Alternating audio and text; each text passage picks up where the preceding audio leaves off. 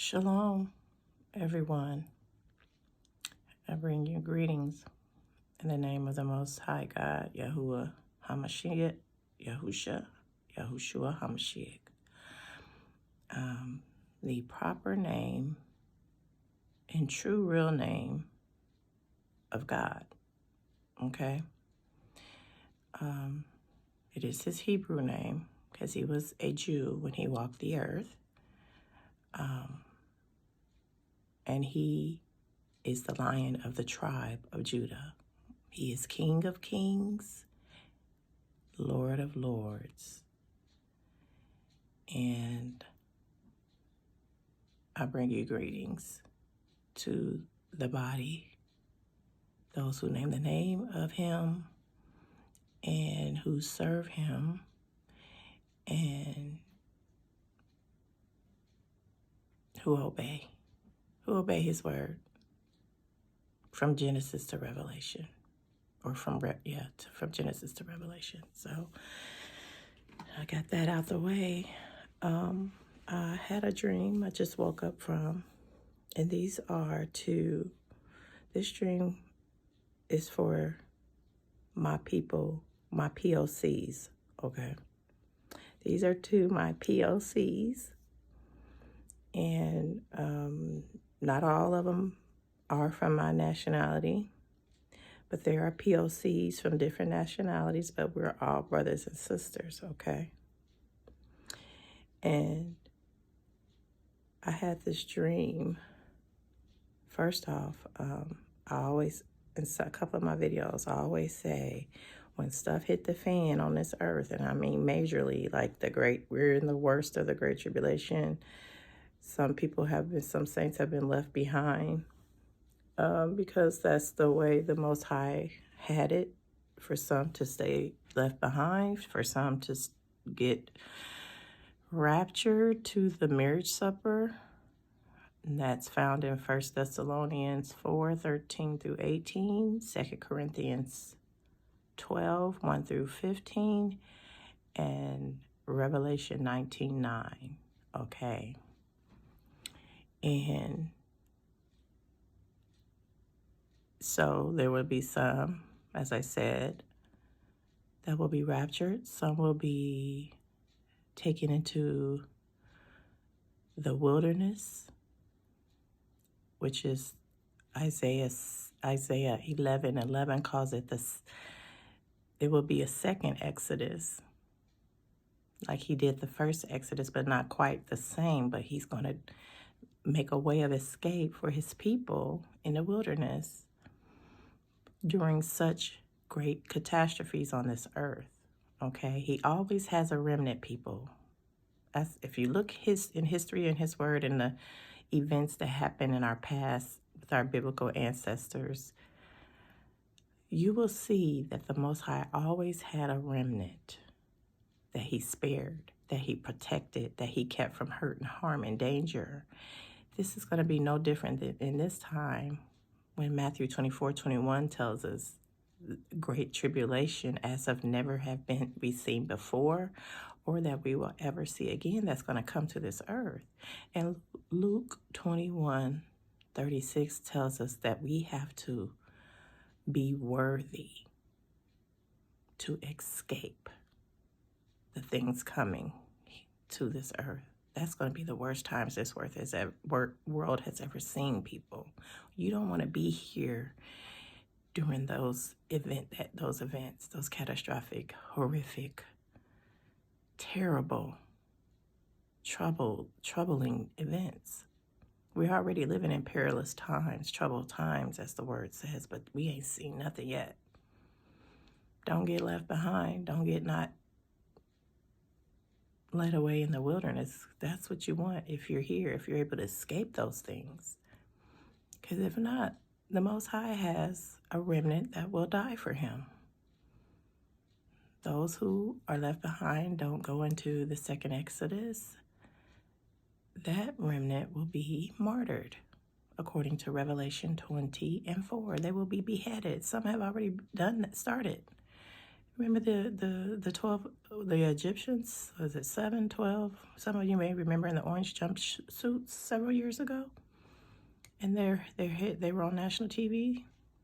Egyptian Christians, that when ISIS was going rampant over there in the third world countries, and they had the machetes up standing behind them with smiles on their faces, and those kneeled on their knees waiting to go rest in Abraham's bosom, were ready to die for the Most High.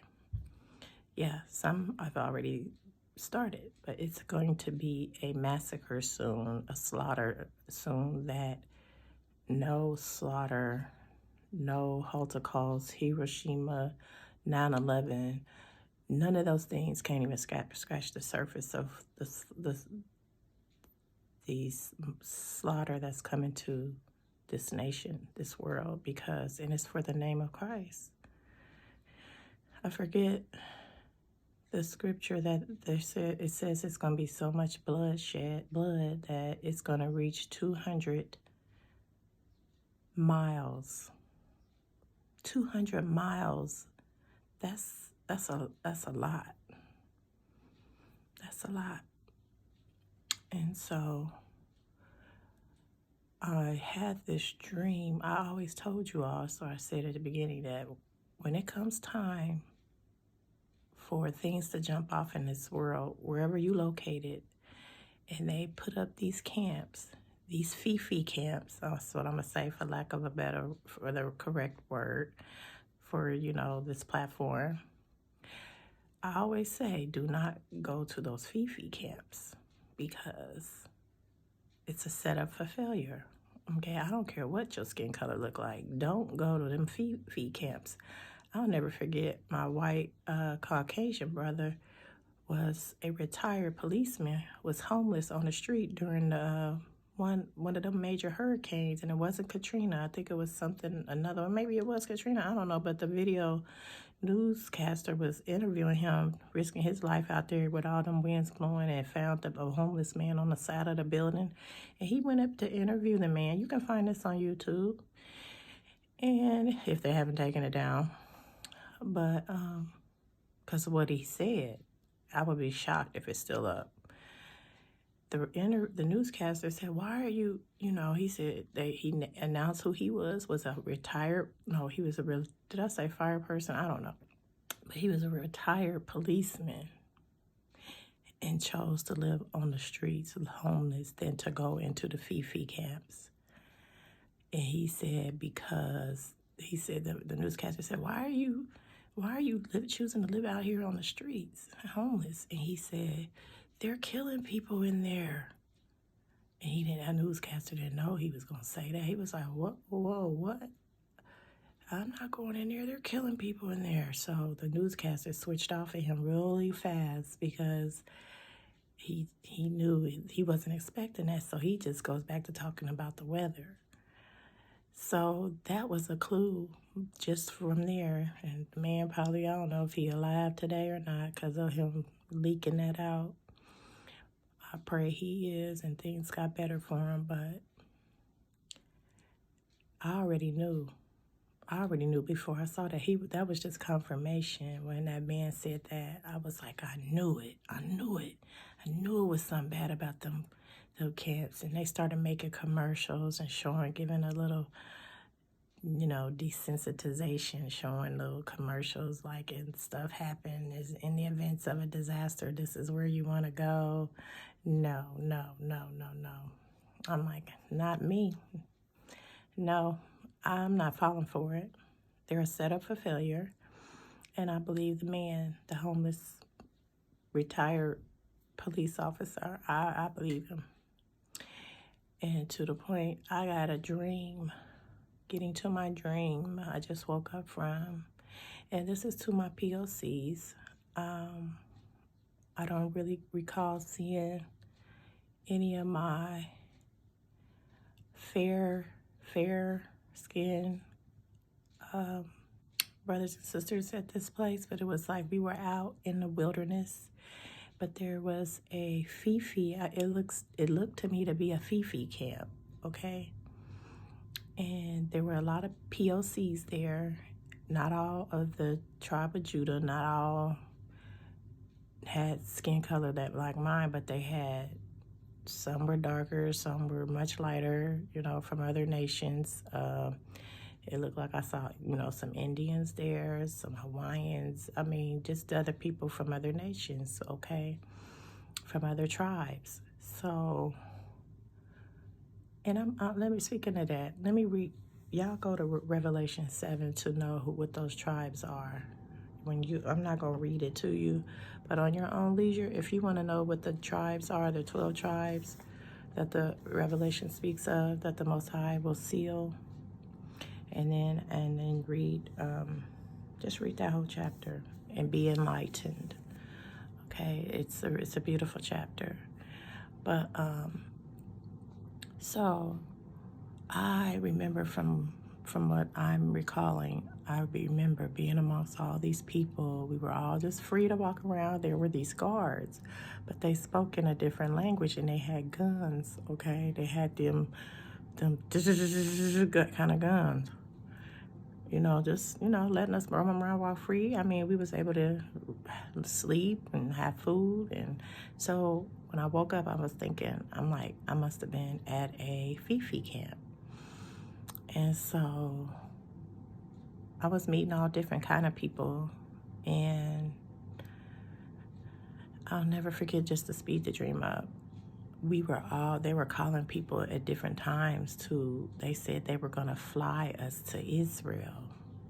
Those to take us back to our original land, okay? So, excuse me. I never got to see any planes leave off, okay? But when it was my turn to line up, they were saying they called for people with all dark skin. This is what they said, y'all, over the announcement. Everybody with dark skin, line up. So I get in line, but I had this box in my hand of different shades of dark skin in jars, like if it was DNA. It was weird, but I had all kinds of jars of like cylinder tops on them, but skin colors. And there were a lot of dark containers, and I decided to reach in there, and I'm like, shoot, I don't think my skin dark enough. So I reach in a jar, and don't you know, I start seeing where people was trying to be slick and make their jars real dark, because I got some kind of colors ink on my hand, dark ink on my hand, like some kind of paint. And it was on my fingers. I was like, no, this person didn't. So I started rubbing off that jar and started rubbing it on my skin, trying to make myself darker. Man, I mean, I can't make this up, y'all. I promise to y'all, this is what I just woke up from. So I was just rubbing on my arms. And so by the time I got to the front door, but it was time to go outside, and this guard was standing in the corner, and he nodded his head at me like, nodded back. But he was one of them ones that had the guns in the hand. And I'll never forget when as I was going outside, he was laughing. And I guess talking to another guard that I didn't see. And he started doing this, y'all. He started laughing and was like, like that. And I saw that. And it alarmed me to the point it stuck in my mind. I'm like, I couldn't understand what he said, but I understood his language with that gun, his hand gesture with that gun. So I said, we outside, we go down these steps, there's a bunch of people outside on the grass. It's kind of dark, getting dark, dusk. I didn't see no plane, but what stuck in my mind was that man with that gun, mocking that gun motion. And something told me to get the heck out of there.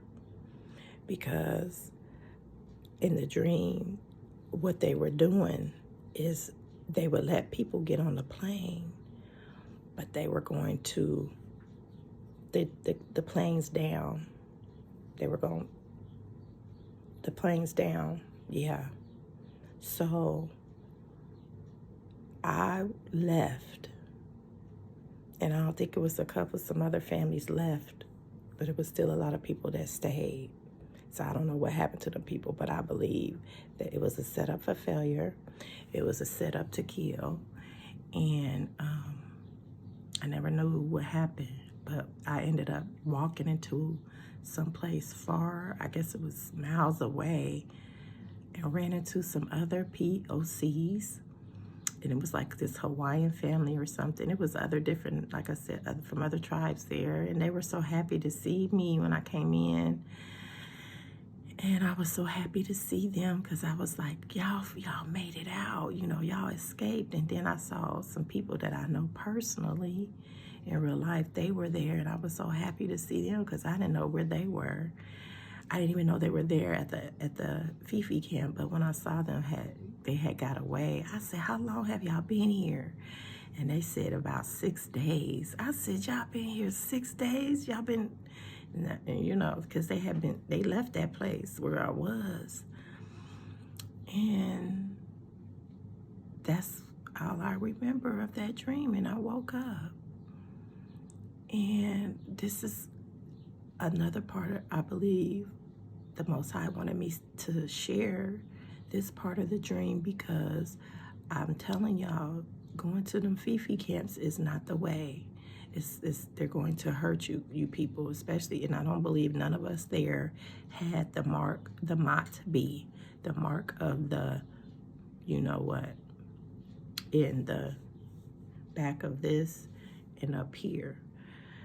I don't think none of us had that there, so that's why they weren't going to let us just get away and go be free to live happily ever after. These people were evil. That's what these people running these FeFe concentration camps, they're evil. So if you think they're just going to set us up and bunk us and have us coming in there like roaches and, you know, just rats all piling up on each other, no way. You're deceiving yourself if you think that's what's going to happen when it comes to that. I believe that homeless, don't get it twisted because he was homeless. That man had a life before that. Like a lot of people that end up homeless had a real life and was flourishing and making money, and we don't know how our lives going to turn out. So don't ever look down on nobody. But I believe that man, and I already knew in my spirit